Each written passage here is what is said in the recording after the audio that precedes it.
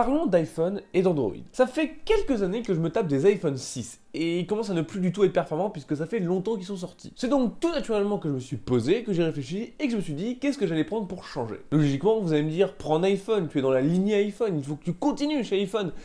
Mais si j'avais envie de changer d'air. J'ai donc réfléchi et je me suis demandé qu'est-ce qui pourrait justifier l'achat d'un Android ou d'un Apple, et on va voir ça maintenant.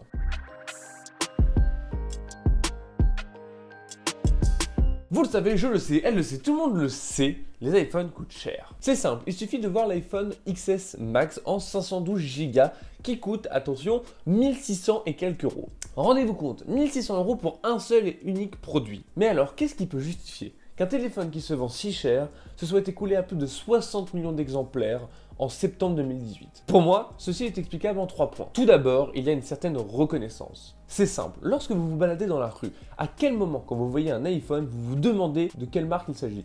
Jamais, on est d'accord. Au premier coup d'œil, vous savez la marque. Et encore mieux, au premier coup d'œil, vous connaissez le modèle. Ce n'est pas du tout le cas chez Android. D'abord, au premier coup d'œil, c'est compliqué de savoir la marque, puisqu'ils se ressemblent beaucoup. Mais ensuite, au deuxième coup d'œil, allez trouver le modèle, parfois c'est impossible, surtout quand vous vous y connaissez pas trop. Le fait de disposer d'un tel appareil en société peut être avantageux, au même titre que tous les objets de luxe, parce que oui, Apple, au même titre que d'autres marques telles que Louis Vuitton, se veulent être des marques de luxe. Et d'ailleurs, l'exemple est similaire, quand vous voyez un sac Louis Vuitton dans la rue, à aucun moment vous vous demandez de quelle marque il s'agit. Mais il est inévitable qu'avec la renommée et ce que représente la marque, une certaine démarcation en société aura lieu. Afin de bien illustrer ce que je dis, il suffit de regarder le marché du smartphone depuis la sortie de l'iPhone 10. Combien d'appareils se veulent plus borderless, combien d'appareils ont supprimé la prise de jack, et encore mieux, combien d'appareils ont tenté d'imiter Face ID. Mais indépendamment de ça, c'est aussi une marque référence, et mieux encore, c'est Apple qui mène la danse. À présent, parlons du système d'exploitation. Ça ne fait aucun doute, iOS est une référence, et il est pour beaucoup le meilleur OS. C'est dire, c'est même devenu un argument de vente pour la marque à la pomme, mais en même temps, joindre le professionnel à la simplicité, ça n'a pas de prix. Le fait que cet OS soit si optimisé est super simple à expliquer. Apple est à la fois l'utilisateur et le producteur de cet OS, vu qu'ils n'ont qu'un appareil à adapter, c'est forcément mieux. iOS est donc simple et pourtant complet. Ça a d'ailleurs été l'un des arguments de vente en 2007 lorsque l'iPhone a été annoncé, et c'est même devenu aujourd'hui l'un des fers de lance de tous les fervents défenseurs de Apple. Mais si iOS étant devenu une référence, c'est également pour ceux qui l'accompagnent. En effet, quand vous avez iOS, vous avez également iCloud ou AirDrop. Pour ceux qui ne savent pas, iCloud permet de centraliser des données et AirDrop permet de les transférer en un simple contact. iOS est plus qu'un simple OS. Il est le système d'exploitation qui veut simplifier au maximum les transferts, qui veut simplifier au maximum les utilisations et qui veut rendre la chose la plus agréable possible. Mais à côté de cela, iOS est fermé, et c'est d'ailleurs ce que lui reprochent le plus les gens qui ne veulent pas aller chez iPhone. Alors, on va pas tourner autour du pot, c'est vrai, iOS est fermé, mais il y a des raisons à ça. Tout d'abord, ça permet une plus grande sécurité, parce que oui, il n'accepte pas n'importe quelle application sur l'App Store, et donc il n'y a pas d'application défaillante ou dangereuse pour votre appareil. Au même titre que la personnalisation sur l'iPhone est quasiment nulle. Vous pouvez changer le fond d'écran et c'est tout. Si seul le fond d'écran est changeable, c'est uniquement puisque Apple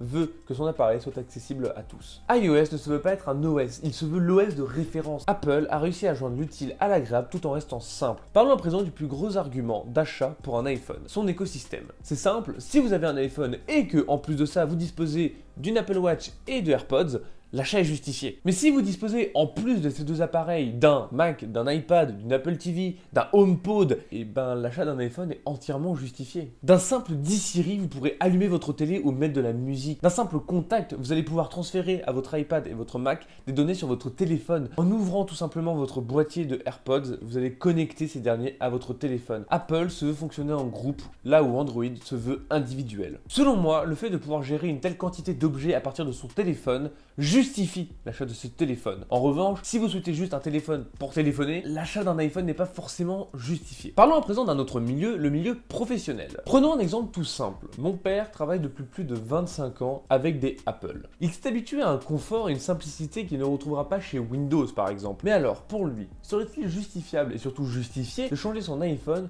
pour tout autre appareil Android? Ce que je veux exprimer ici, c'est que en 25 ans, mon père s'est habitué à un environnement. Dans le cas où l'utilitaire, le professionnel et la simplicité viennent se mêler, quel intérêt aurait-il à changer tout ça? Apple a créé un univers qui lui est propre. Pour nous les jeunes, il est simple de rentrer dans cet univers que Apple continue de créer. Quant aux plus âgés, qui n'ont jamais quitté la pomme et qui étaient là au début, lorsque cet univers se créa, le fait de vouloir y rester est totalement justifié. Aujourd'hui, après un certain temps passé dedans, quel intérêt y aurait-il à le quitter, à quitter ce confort, à quitter cette simplicité qu'ils ont pris tant de temps à incorporer à leur système? Avec cet écosystème, l'iPhone est plus qu'un simple smartphone, puisque c'est avec ce dernier que l'on est capable d'utiliser l'iPhone à son plein potentiel.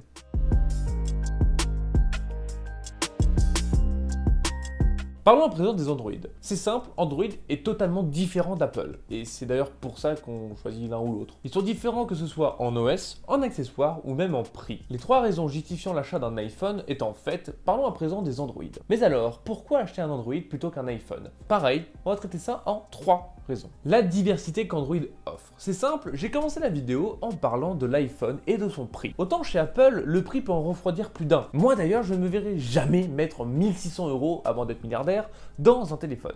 Mais chez Android, c'est très différent. Vous pouvez aussi bien trouver un téléphone à 200 € qu'à 500, qu'à 1000. Et c'est là tout l'intérêt. Vous pouvez tout simplement acheter un téléphone bas de gamme, c'est-à-dire qui coûte peu cher mais qui vous tiendra quelques années, qu'un téléphone haut de gamme à la Apple qui coûtera moins cher. Le fait d'avoir autant de choix peut paraître évident pour certains, néanmoins ça reste un énorme avantage qu'à Android. Afin d'illustrer mes propos, je vous propose une petite expérience. Allez sur l'Apple Store et cherchez autre chose qu'un iPhone. Bien sûr, je rigole, n'y allez pas, ça n'a aucun intérêt, vous le savez aussi bien que moi, il n'y a que des iPhones. Ce que je veux dire ici, c'est que chez Android, vous avez aussi bien le choix du prix que du modèle, que de la marque, ce qui n'est pas le cas chez Apple. J'en ai parlé il y a quelques minutes, là où Apple a développé un écosystème, Android fonctionne individuellement. Et là où ça peut être une faiblesse pour tous ceux qui sont adaptés et tous ceux qui ont les moyens de s'offrir l'écosystème Apple, ça peut être un énorme avantage pour ceux qui justement n'ont pas forcément les moyens de s'offrir tout ça. Je n'en ai pas parlé tout à l'heure, mais si vous avez tous les produits Apple, il faut dire que ça revient quand même très cher, que ce soit pour un Mac qui coûte plusieurs milliers d'euros parfois, que ce soit pour un iPad qui coûte 1000 € également, pour les AirPods qui coûtent plus de 150 €. Bref, vous avez compris, ça coûte cher. Et donc, là où Android a un énorme avantage sur Apple, c'est que eux ne sont pas forcément très chers et pourtant offrent des performances similaires. Et là où ça devient dérangeant, c'est lorsque Apple abuse de cet écosystème. À titre d'exemple, vous le savez peut-être, l'iPhone X dispose de la charge rapide. Par contre, le chargeur et le câble ne sont pas fournis dans l'appareil. Rendez-vous compte, vous payez un téléphone 1600 € et vous n'avez pas de quoi le charger rapidement. Alors oui, Android ne permet pas de gérer autant d'appareils qu'Apple. Mais c'est pas ce qu'on lui demande. Apple a voulu cet écosystème et l'a fait. Android n'en a jamais eu la prétention.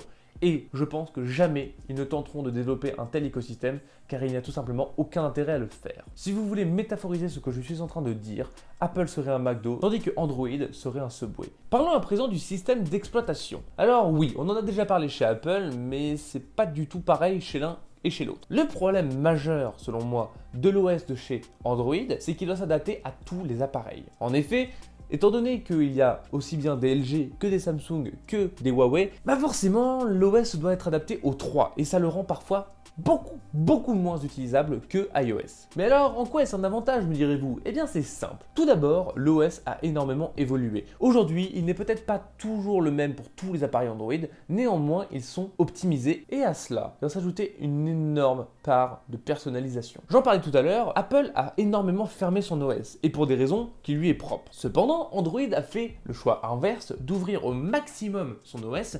Et aujourd'hui, il y a de grands avantages à cela. Aujourd'hui, vous ne verrez pas un téléphone comme le vôtre. Vous pouvez gérer le fond d'écran, mais également le thème, les icônes, quel système d'exploitation vous voulez même installer, puisque vous pouvez en télécharger d'autres, etc. Et au même titre que Apple, qui propose iCloud ou AirDrop avec son OS, et ben Android propose également d'autres avantages. iOS permet d'accéder à iCloud donc, et à 5 Go gratuits. Mais si vous voulez plus, et croyez-moi, si vous faites de cet appareil un appareil de travail, vous en voudrez plus, et ben il faut payer. Chez Android, pour le coup, vous pouvez télécharger des applications tiers qui vont vous permettre, comme Google Drive, de télécharger vos images et d'y accéder tout le temps. Sauf que c'est gratuit. Et c'est là tout l'avantage de l'OS d'Android. Vous faites ce que vous voulez. Loin de moi l'idée de critiquer iOS. Certes, il a des défauts, mais si iOS est si préfet et si sécurisé, c'est simplement pour rassurer et pour aider les gens qui sont habitués à un écosystème Apple. iOS se veut donc plus simple, mais beaucoup moins personnel. Vous ne pourrez jamais avoir autant de liberté sur un OS Android que sur iOS. C'est une évidence et ce sera toujours le cas. L'avantage majeur qu'offre cette personnalisation, c'est que lorsque vous êtes sur votre téléphone, vous ne vous sentez pas invité, mais chez vous. Un dernier point à présent, les performances. Nous avons parlé de tout ce qui était autour des téléphones, mais parlons à présent de ce qu'il y a dedans. Lorsque je parlais des choix un peu plus tôt, je parlais également des choix par rapport aux utilisations. Un photographe n'aura jamais la même utilisation qu'un businessman. Chacun a une utilisation particulière de son téléphone. Selon moi, l'iPhone semble bon partout, mais il n'excelle dans pas grand chose. Le peu de choses dans lesquelles il innove, c'est dans les avancées techniques, telles que Face ID qui n'est encore égalé par personne. Mais alors revenons au point de départ. Reprenons cet iPhone que je citais en début de vidéo à plus de 1600 €. Ce téléphone dispose d'une batterie de 3174 mAh, ce qui paraît beaucoup par rapport à tous les iPhones précédents. À titre d'exemple, ce téléphone possède une batterie de 1800 mAh, c'est-à-dire qu'on a presque doublé la durabilité de la batterie. Parlons à présent de la concurrence, telle que le Google Pixel 2 XL ou le OnePlus 6. Malgré le prix, l'iPhone XS Max n'est pas à la hauteur de ces deux appareils, qui sont respectivement à 3520 mAh et 3300 mAh. À présent, parlons du haut de gamme. On le sait, iPhone et Samsung se vouent une guerre sans fin. Là où iPhone XS Max a une batterie de 3174 mAh, le Samsung S10 Plus dispose d'une batterie de 4100 mAh. Déjà, il y a un écart de 1000 mAh, ce qui est énorme, mais en plus de cela, le Samsung est moins cher. Ici, je ne parle que de batterie, mais c'est la même chose pour tout ce qui est photo. Par exemple, le Google Pixel est au-dessus de l'iPhone, au même titre que Samsung qui est juste derrière le Google Pixel, mais qui est devant l'iPhone. Le but ici n'est pas du tout de cracher sur ce qu'offrent les iPhones, bien au contraire. J'essaie simplement de démontrer que chez Android, vous avez autant le choix de l'appareil que des performances, que de votre utilisation, ce qui n'est pas le cas chez Apple. Et c'est ça, selon moi, qui va justifier pleinement l'achat d'un Android. Il propose des performances similaires, si ce n'est supérieures à un Apple, à prix réduit. Il n'a pas besoin d'avoir un écosystème qui va coûter plusieurs centaines, si ce n'est milliers d'euros, pour être totalement utilisable. Android a la grande qualité de proposer des produits entrée de gamme aux côtés de produits haut de gamme. Et c'est là que réside sa plus grande force. Apple est devant en termes techniques sur certains aspects. C'est une évidence et c'est indiscutable. Mais Apple a décidé néanmoins de se fermer. Tant pis pour eux, mais à côté, ça permet de faire une place à tous ceux qui ont décidé de rester les bras ouverts. Mais alors finalement, Android ou Apple? Eh ben tout dépend de vous, tout dépend de votre utilisation, tout dépend de ce que vous voulez en faire. Ici, on compare l'incomparable. C'est comme comparer console et PC, PS4 et Xbox One. Ça n'a pas de sens. Si j'ai fait cette vidéo, c'est simplement pour essayer d'exposer ce qui, selon moi, justifie l'achat de tel ou tel produit, mais aussi histoire d'exposer les avantages de chacun. Vous remarquerez que je n'ai abordé aucun véritable point négatif ni chez l'un ni chez l'autre, afin de dénigrer aucun des deux. Apple est celui qui ose, il est le novateur, il est le génie. En 2007, lorsque Steve Jobs a annoncé l'iPhone, personne n'y croyait, personne ne voulait y croire puisque nous étions habitués à des téléphones à clapper. Aujourd'hui, nous sommes à la recherche de quelque chose de toujours plus borderless, quelque chose de toujours plus compliqué à atteindre, mais néanmoins, on y arrive. Mais Android n'est pas en reste, ils innovent plus timidement, ils tentent de faire des choses, mais n'ont pas la visibilité qu'a Apple. On en parle en début de vidéo, mais Huawei avait développé bien avant iPhone des téléphones avec des bords plus petits et n'ont pas osé le sortir. Apple restera toujours le géant du marché du smartphone. Mais là où est sa plus grande œuvre, ce n'est pas dans le téléphone en lui-même, c'est dans ce qu'il a apporté au téléphone. Il est celui qui a inspiré, celui qui inspire encore et toujours les autres marques. Et c'est là sa plus belle création. Tous les jours, tous les mois, tous les ans, on a de nouvelles annonces, de nouveaux projets qui tentent toujours d'aller plus loin, que ce soit pour le borderless, que ce soit pour les connectiques, que ce soit pour nous. Ils ont changé à tout jamais la technologie et c'est un bien dont tout le monde bénéficie. Apple mène la danse et est arrivé à un niveau à laquelle la concurrence aspire. Là où Apple vise un consommateur capable de vivre dans l'univers qu'il a créé, Android reste à la portée de chacun. Chaque produit conviendra à chacun. L'un offrant une liberté et une diversité et l'autre un confort, un écosystème. En réalité, il n'y a ni bon ni mauvais choix. Dire que l'un est mieux que l'autre n'aurait aucun sens du fait qu'ils ne proposent pas les mêmes services. J'espère que cette vidéo vous aura plu. Elle est un peu différente, un peu plus longue que celle que j'ai pu faire auparavant, mais c'est pas grave, c'était un sujet qui me tenait à cœur. Il est évident, je le précise encore une fois, que ce n'est que mon avis. Vous n'êtes pas forcé d'être d'accord avec tout ce que j'ai dit ou même d'être d'accord avec quoi que ce soit que j'ai pu dire. Comme je l'ai dit précédemment, l'utilité de cette vidéo n'est pas forcément de démontrer lequel est le mieux ou le pire, mais simplement montrer ce que l'un et l'autre proposent. Si jamais cette vidéo vous a plu, vous pouvez liker, commenter, vous abonner et partager. Dites-moi dans les commentaires ce que vous avez pensé et si vous êtes d'accord ou non avec ce que j'ai dit. Sur ce, on se dit à la prochaine et surtout n'oubliez pas, ici on parle de tout et de rien, mais surtout de tech. Allez, des bisous.